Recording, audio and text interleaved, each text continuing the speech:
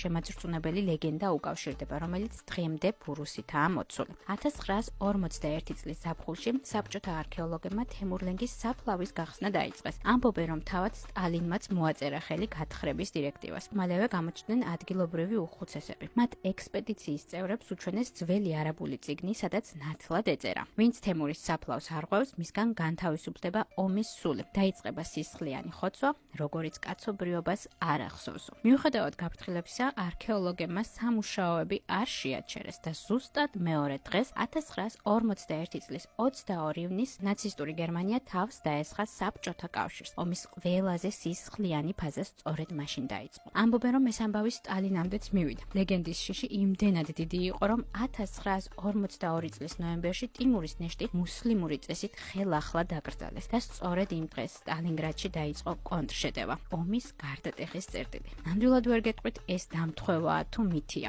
შეფასება თქვენთვის მომინდია. თქვენ როგორ ფიქრობთ? გელოდებით კომენტარებში. და ხო, არ გაინტერესებთ გათხრებმა რა აჩვენა? ტიმურის ჩონჩხისა და თავის ქალის შესწავლის შემდეგ მისი პორტრეტის აღდგენა გახდა შესაძლებელი და ასე გამოიყურებოდა. იგი იყო წითური და მონღოლებისთვის საკმაოდ მაღალი, 170 სანტიმეტრი. მისი ნაშთები კი მიუთითებდნენ მის დიდ ფიზიკურ ძალაზე, რომელიც მას სიკვდილამდე გააჩნდა. და ბოლოს, ყველაზე მთავარი, ის რაც მას აღეზიანებდა. ტყუილად არ შეგვირქმევია ლენგი, იგივე კოჭლი. არქეოლოგებმა ასევე დაამტკიცეს ის ფაქტი, რომ ტიმურს მართლაც ფეხი ჰქონდა დაზიანებული. იმედია მოგეწონათ და საინტერესო იყო ეს ვლოგი თქვენთვის. თუ გაინტერესებთ ჩემი უზბეკური თავგადასავლები, გამომიწერეთ და დაელოდე შემდეგ ვლოგს. აბა დროებით.